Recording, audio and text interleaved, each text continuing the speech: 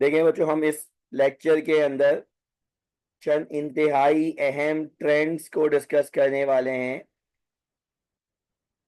चंद इंतहाई अहम ट्रेंड्स को डिस्कस करने वाले हैं जो इनऑर्गेनिक में हमारे लिए बहुत यूजफुल होते हैं, और ऑर्गेनिक के अंदर भी इनकी हमारे पास एक इफेक्टिवनेस मौजूद रहती है। ठीक है, मैंने इनके फैक्टर्स और ट्रेंड यहाँ पे मार्क किए हैं। इनके फैक्टर्स लिखे हैं जो कि हमें लाजमी याद कर लेने हैं। प्रॉपर्टी क्या है, किन चीजों पे डिपेंड करती है। अगर ये दो बातें याद करोगे अगर ये दो बातें याद करोगे तो ट्रेंड्स को बताना तुम्हारे लिए कभी भी मुश्किल नहीं होगा। ट्रेंड्स को बताना तुम्हारे लिए कभी भी मुश्किल नहीं होगा।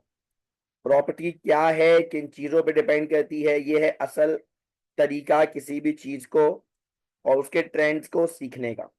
ठीक है, तो ये हमने प्रॉपर्टीज ऑलरेडी डिस्कस की हुई है क्लास के अंदर भी, फिजिकल क्लास में। ये हमारे पास इसके बेसिक ट्रेंड है, कहीं एक्सेप्शन है, एक्सेप्शन मार्क नहीं करी है मैंने। ठीक है, तो इन ट्रेंड्स को जरा एक बार रिवाइज कर ले, अपने जहन में लेके आ जाएं। इन फैक्टर्स को जरा अपने पास जहन में लेके आ जाएं ताकि हम फिर अपना काम शुरू करें। ठीक है, तो रेडियस है बच्चों। रेडियस किस चीज पर मुनसर है? शेल्स पे डायरेक्टली, शील्डिंग इफेक्ट पे डायरेक्टली, जबकि इफेक्टिव न्यूक्लियर चार्ज, न्यूक्लियस जो इलेक्ट्रॉन को अपनी जानिब खींच रहा है, उसके ऊपर इनवर्सली प्रोपोर्शनल है।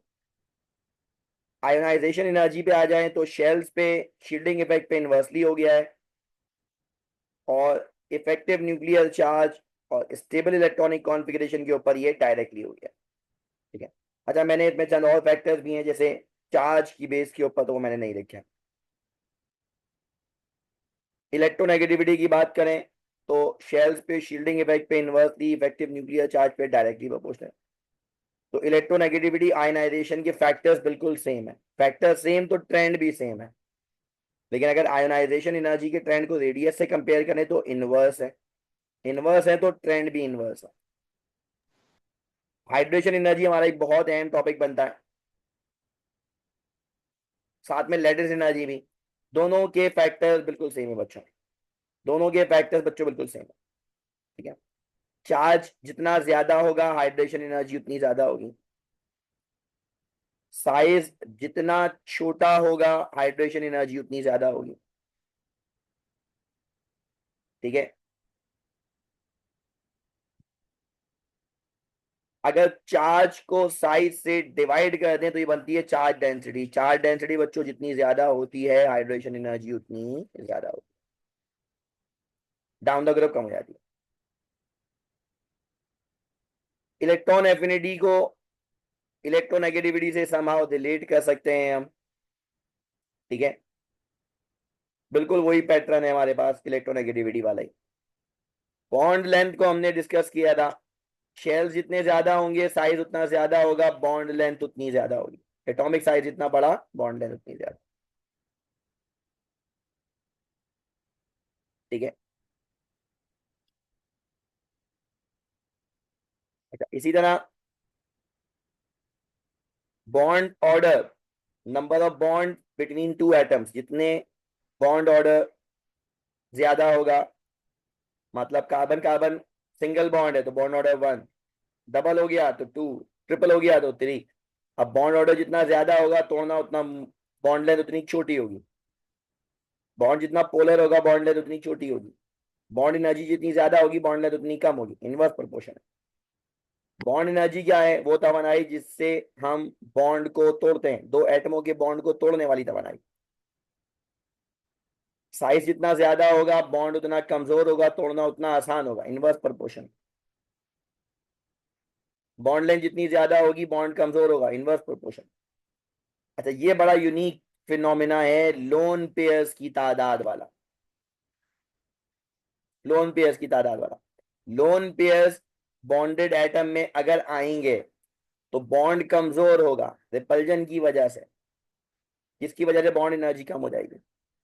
ठीक है, बॉन्ड जितने ज्यादा होंगे, बॉन्ड जितना पोलर होगा, बॉन्ड तोड़ना उतना मुश्किल होगा।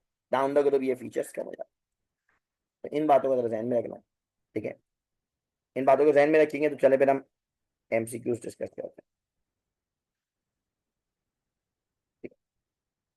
ये हमारे पास पहला एमसीक्यू है कि हमारे पास फ्लोरीन, क्लोरीन, ब्रोमीन, आयोडीन है, इनका इंक्रीजिंग एटॉमिक रेडियस ऑर्डर लिखना है ना। इंक्रीजिंग एटॉमिक रेडियस तो हमने बोला रेडियस डायरेक्टली प्रोपोर्शनल है शेल्स के, इनवर्सली प्रोपोर्शनल है इफेक्टिव न्यूक्लियर चार्ज के।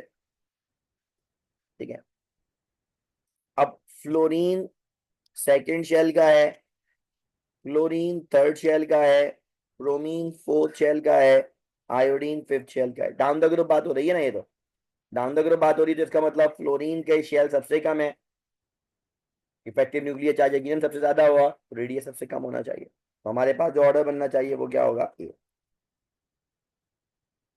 इंक्रीजिंग ऑर्डर लिखना है ना, छोटे से बड़े की तरफ जाना। ठीक है, तो ये हमारे पास इसका ऑर्डर बनेगा। ठीक है बच्चों, समझ में आई बात।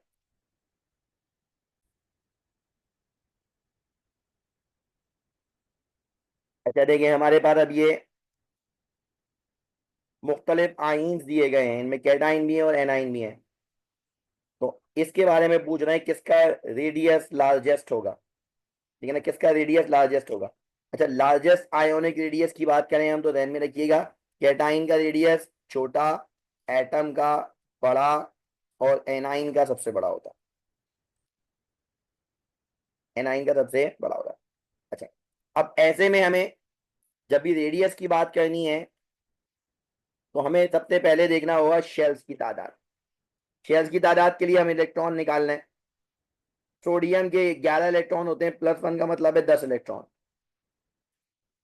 मैग्नीशियम के 12 इलेक्ट्रॉन होते हैं, +2 का मतलब अगेन 10 इलेक्ट्रॉन। क्लोरीन के 17 इलेक्ट्रॉन होते हैं, -1 का मतलब है 18 इलेक्ट्रॉन। सल्फर के 16 होते हैं, -2 का मतलब 18 इलेक्ट्रॉन। ठीक है, इसका मतलब ये हुआ कि इनके इलेक्ट्रॉन कम है और इनके इलेक्ट्रॉन ज्यादा है। ठीक है, अगर यही बात है तो फिर चेक करें इन दोनों को, अगर हम कह सकते हैं आइसो इलेक्ट्रॉनिक, है ना, इनको कहेंगे हम आइसो इलेक्ट्रॉनिक। दोनों के इलेक्ट्रॉन की तादाद क्या है, बराबर है। आइसो इलेक्ट्रॉनिक का मतलब ये हुआ कि इनकी इलेक्ट्रॉनिक कॉन्फ़िगरेशन क्या होगी, सेम होगी। अगर इनकी इलेक्ट्रॉनिक कॉन्फ़िगरेशन सेम होगी, आइसो इलेक्ट्रॉनिक एनाइन में, है ना, ये हो गया आइसो इलेक्ट्रॉनिक एनाइन, एनाइन है ना ये दोनों क्या हमारे पास एनाइन है। आइसो इलेक्ट्रॉनिक एनाइन में, आइसो इलेक्ट्रॉनिक एनाइन में radius directly proportional to charge होता है। Radius directly proportional to charge होता है।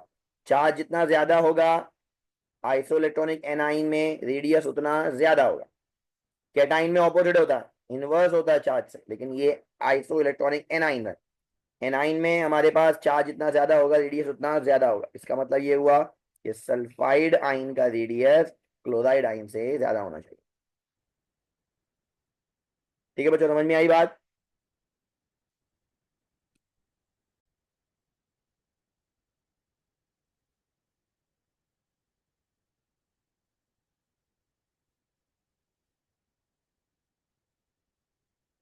अच्छा भाई देखिए, हमारे पास अभी एक टॉपिक है, अगेन रेडियस के हवाले से ही बात हो रही है।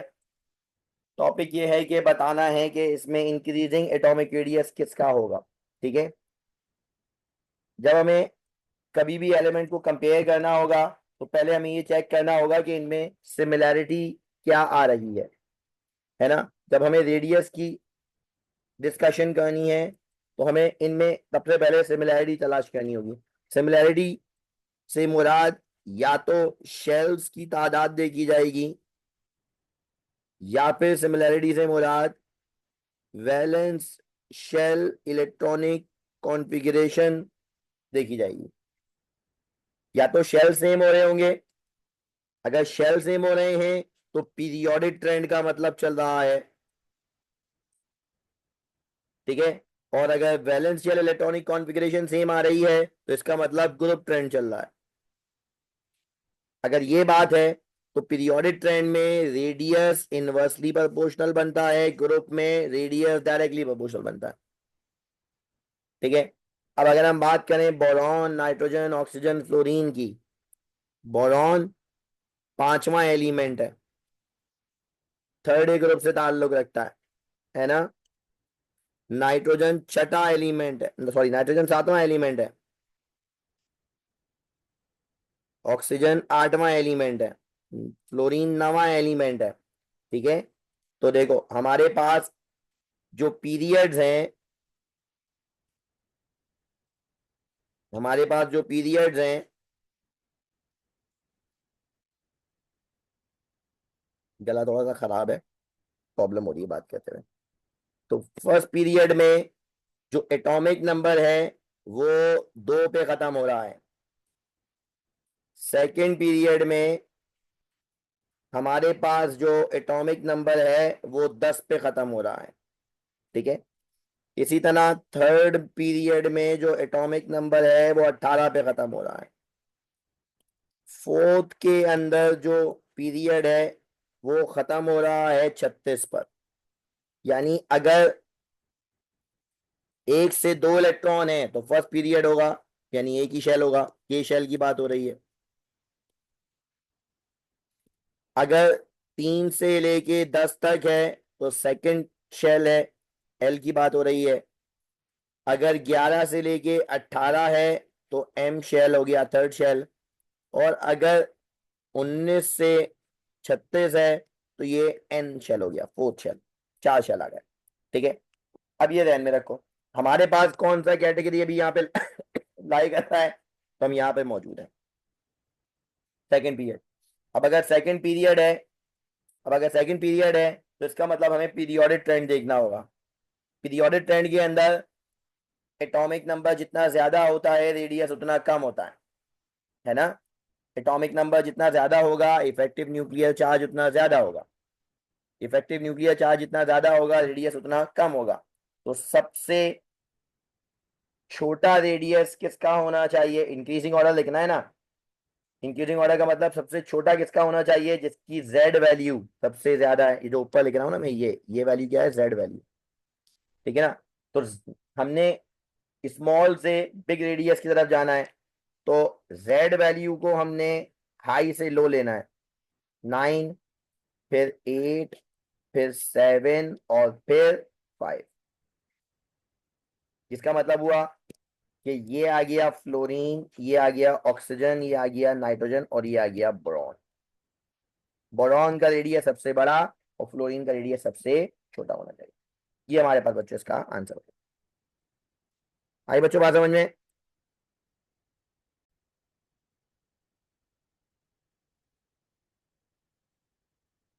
अच्छा बच्चों देखें, हमारे पास अब ये सवाल है, मुख्तलिफ आइंस दिए गए हैं, कैटाइन भी हैं, एनाइन भी हैं, और हमें इनके इंक्रीजिंग ऑर्डर को डिस्कस करना है। ऑर्डर अभी हमने यहाँ पे लिखा भी था, थोड़ी देर पहले एक एमसीक्यू सॉल्व किया था इससे रिलेटेड, और वो ये था कि कैटाइन का रेडियस सबसे छोटा, फिर एटम का और फिर एनाइन का। ठीक है। ये बात आमतौर पे सिमिलर एटम के लिए ली जाती है, लेकिन अगर हम पीरियड के लिए लें तो भी चलेगा, एक पीरियड के लिए लें तो भी चलेगा। सही है। इसमें हमें चंद बातें ध्यान में रखनी होंगी। ये बात सेम एटम के लिए भी हो सकती है, सेम एलिमेंट के लिए भी अप्लाई हो सकती है, और यही बात आइसो इलेक्ट्रॉन के लिए भी इस्तेमाल हो सकती है। ऐसे स्पेशीज जिनके इलेक्ट्रॉन की तादाद बराबर है, तो हमें पहले ये चेक करना चाहिए कि कहीं ऐसा तो नहीं इनके इलेक्ट्रॉन की तादाद बराबर है। तो देखो ऑक्सीजन आठवां एलिमेंट है, -2 का मतलब 10 इलेक्ट्रॉन हो गए। फ्लोरीन नवा है, -1 का मतलब 10 इलेक्ट्रॉन हो गए। सोडियम 11वां एलिमेंट है, +1 का मतलब 10 इलेक्ट्रॉन हो गए। मैग्नीशियम 12वां एलिमेंट है, +2 का मतलब 10 इलेक्ट्रॉन हो गए। इसका मतलब ये सब क्या है, आइसो इलेक्ट्रॉनिक है। आइसो इलेक्ट्रॉनिक में, आइसो इलेक्ट्रॉनिक में जो रेडियस है वो inversely proportional to cation charge है और directly proportional to anion charge है। ठीक है, यानी कैटायोनिक चार्ज जितना बड़ा होगा, कैटायोनिक चार्ज जितना ज्यादा होगा, वो इतना स्मॉल होगा, है ना, वो क्या होगा, उतना स्मॉल होगा। तो हमारे पास ये कैटाइन है और ये एनाइन है।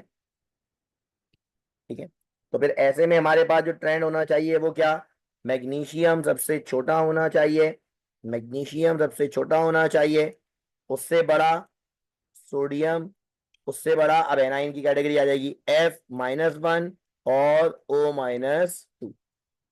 ठीक है ना, कैटायोनिक चार्ज जितना छोटा, आइसोलेट्रॉन है ना ये सारे के सारे, कैटायोनिक चार्ज जितना ज्यादा होगा, रेडियस उतना छोटा होगा। एनायोनिक चार्ज जितना ज्यादा होगा, रेडियस उतना बड़ा होगा। ठीक है बच्चों, समझ में आई बात।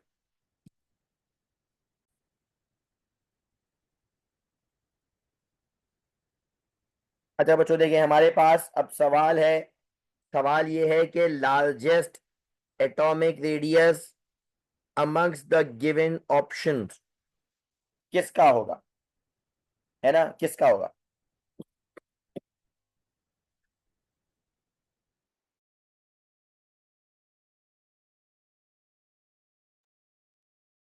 इस सवाल का जवाब आप लोग देंगे, इस सवाल का जवाब आप लोग देंगे, जल्दी से चैट बॉक्स में अपने अपने रिप्लाईज भेज दें।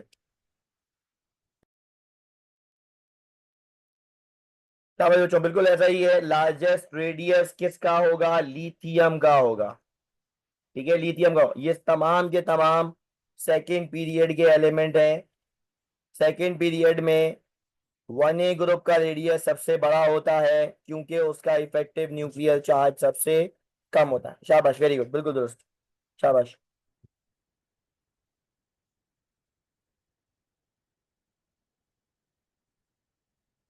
चलें देखें यहाँ पे हमारे पास क्या कॉन्सेप्ट है। ठीक है ना, हम इस सवाल को डिस्कस करते हैं। अच्छा, यहाँ पे बात हो रही है आयोनाइजेशन एनर्जी की। आयोनाइजेशन एनर्जी किस चीज पे डिपेंड करती है, अभी हमने थोड़ी देर पहले इसको डिस्कस किया था, फैक्टर्स को। आईपी की वैल्यू डायरेक्टली, आईपी भी कह सकते हैं, आईई भी कह सकते हैं, ठीक है ना, डायरेक्टली डिपेंड करती है इफेक्टिव न्यूक्लियर चार्ज पे, स्टेबल इलेक्ट्रॉनिक कॉन्फ़िगरेशन पे। ठीक है ना, आईपी की वैल्यू इनवर्सली डिपेंड करती है शेल्स की तादाद पर, इनवर्सली डिपेंड करती है शील्डिंग इफेक्ट के ऊपर, इनर शेल्स की तादाद पर, है ना, शील्डिंग इफेक्ट इनर शेल्स की तादाद के ऊपर। अब अगर हम बात कर रहे हैं आयनाइजेशन एनर्जी की, तो हमारे लिए, अगर हम इफेक्टिव न्यूक्लियर चार्ज की बात करें तो ये पीरियोडिक ट्रेंड बन जाएगा, और अगर हम शेल्स की बात करें तो ये ग्रुप ट्रेंड बन जाएगा। अब हमारे पास जो एलिमेंट दिए गए हैं, लिथियम, फ्लोरीन, नियॉन और सोडियम। ठीक है, इसमें हमारे पास ये तीनों थर्ड, सॉरी, हमारे पास ये जो शुरू के तीन है ये सेकंड पीरियड के हैं, और सोडियम जो है वो थर्ड पीरियड का है। तो सोडियम की तो हाईएस्ट आयनाइजेशन एनर्जी नहीं हो सकती, सोडियम की तो नहीं हो सकती। फिर लिथियम, फ्लोरीन और नियॉन को कंपेयर करते हैं, लिथियम, फ्लोरीन और नियॉन को कंपेयर करते हैं। लिथियम 1A ग्रुप से ताल्लुक रखता है, फ्लोरीन 7A ग्रुप से ताल्लुक रखता है, नियॉन 8th ग्रुप का एलिमेंट है। 8th मतलब नोबल गैस, नोबल गैस का इफेक्टिव न्यूक्लियर चार्ज सबसे ज्यादा, नोबल गैस की इलेक्ट्रॉनिक कॉन्फ़िगरेशन सबसे स्टेबल। तो इसका मतलब ये हुआ कि हमारे पास नियॉन इसका दुरुस्त ऑप्शन बनेगा, नियॉन उसका दुरुस्त ऑप्शन बनेगा।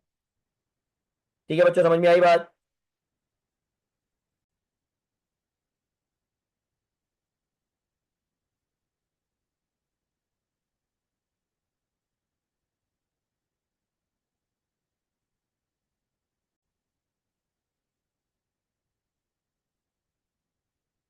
सेकेंड आयनाइजेशन एनर्जी किसे कहते हैं भाई, आप लोग बताएंगे। आप लोग बताएंगे जल्दी से। ठीक है, सेकेंड आयनाइजेशन का मतलब है कि आप किसी भी एटम का दूसरा इलेक्ट्रॉन निकाल लें।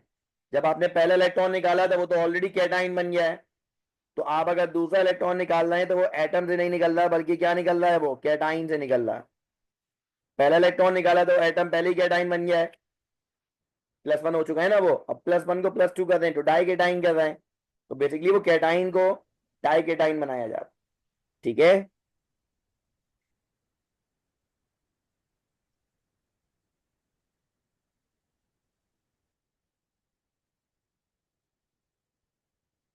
अच्छा भाई देखिए हमारे पास डिक्रीजिंग ऑर्डर लिखना है यहाँ पे आयनाइजेशन एनर्जी का।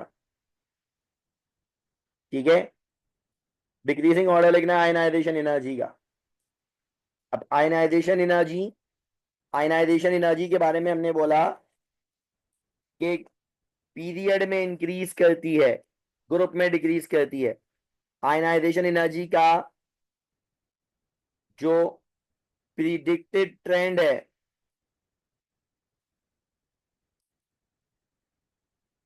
ठीक है ना, पीरियड के लिए बात कर रहा हूं, वो होना चाहिए 1A, इससे ज्यादा 2A, फिर 3A, 4A, 5th A, 6th A, 7A, 8th A।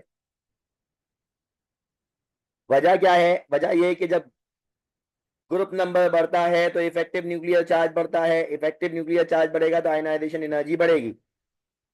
ठीक है, तो डिक्रीजिंग ऑर्डर इसका बिल्कुल ऑपोजिट कह रहे हैं, ये प्रिडिक्टेड है। लेकिन जो हमारे पास ऑब्जर्व्ड ऑर्डर है, ऑब्जर्व ट्रेंड है, उसमें दो जगह एनोमलीज हैं, 2A और 3A में, 5th A और 6th A में। बाकी पूरा सही है, बाकी पूरा सही है।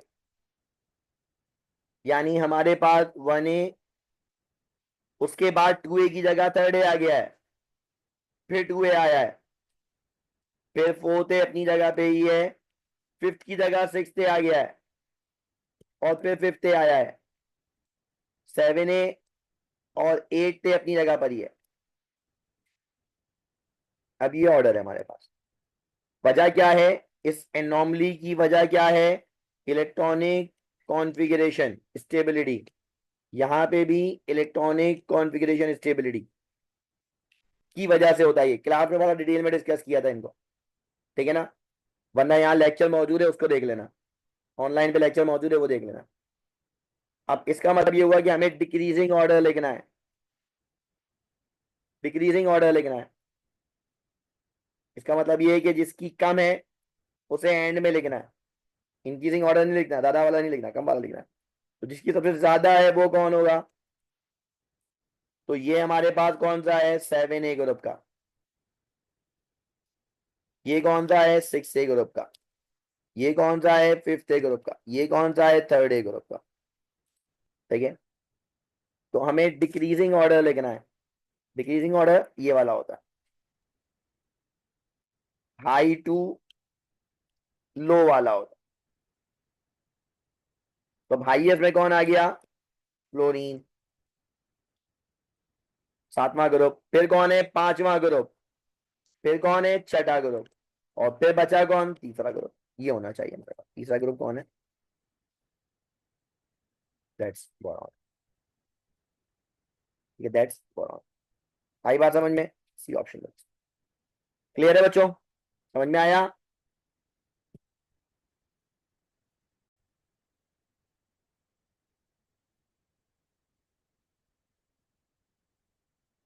बच्चों देखो ये बड़ा ट्रिकी सवाल है, ठीक है ना, ये बड़ा ट्रिकी सवाल है। सवाल में क्या है बताइए? किसकी सेकंड आयनाइजेशन सबसे ज्यादा होगी?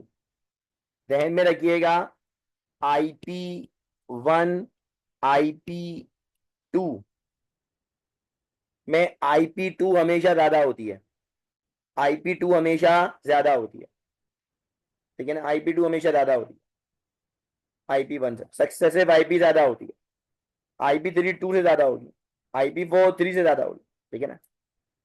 अब अगर हम यहाँ पे बात करें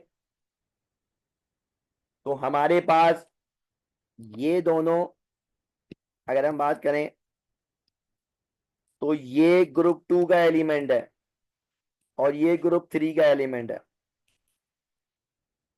इसका मतलब ये है कि इसके वैलेंस शेल में इलेक्ट्रॉन है 2 और इसके वैलेंस शेल में इलेक्ट्रॉन है 3। सेम शेल में 2 इलेक्ट्रॉन, मैग्नीशियम के पास, एल्यूमिनियम के पास 3 इलेक्ट्रॉन। लेकिन बच्चों अगर हम सोडियम पे जाएं या पोटेशियम पे जाएं तो ये 1A के हैं। 1A का मतलब ये है कि इनके वैलेंस शेल में इलेक्ट्रॉन की तादाद 1 है।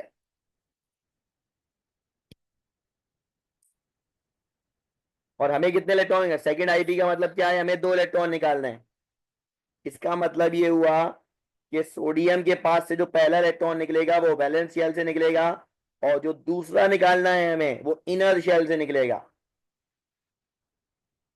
मैग्नीशियम के पास से अगर 2 इलेक्ट्रॉन निकालने हैं तो पहला भी वैलेंस शेल से, दूसरा भी वैलेंस शेल से। एल्यूमिनियम के 2 इलेक्ट्रॉन निकालने हैं तो पहला भी वैलेंस शेल से, दूसरा भी वैलेंस शेल से। लेकिन पोटेशियम पे जाएं तो पहला वैलेंस शेल से निकलेगा और दूसरा इलेक्ट्रॉन कहां से निकलेगा? इनर शेल से निकलेगा। बच्चों जब शेल चेंज हो जाए, जब शेल चेंज हो जाए तो आईपी की वैल्यू बहुत तेजी से चेंज होती है। अगर एक ही शेल से मल्टीपल इलेक्ट्रॉन निकालें तो वो आसानी से निकलते हैं, लेकिन अगर डिफरेंट शेल से इलेक्ट्रॉन निकालना पड़े, इनर शेल से इलेक्ट्रॉन निकालना पड़े, तो वो आईपी बहुत ज्यादा होती है। इसका मतलब ये हुआ कि मैग्नीशियम की और एल्यूमिनियम की तो सेम शेल से निकल रही इलेक्ट्रॉन, दोनों इलेक्ट्रॉन। इसका मतलब ये कंपैरेटिवली कम होगा, हमें हाइयर वाली देखनी है। और वो कौन हुआ? सोडियम या पोटेशियम? सोडियम का निकला 3s से पहला, फिर निकला 2p6 से। पोटेशियम का निकला 4s से, फिर निकला 3p से। तो इसका मतलब सोडियम का जो इलेक्ट्रॉन निकल रहा है वो सेकंड शेल से निकल रहा है दूसरा, और पोटेशियम का थर्ड शेल से निकल रहा है। इसका मतलब सोडियम की ज्यादा होगी पोटेशियम की। ठीक है बच्चों, समझ में आई बात?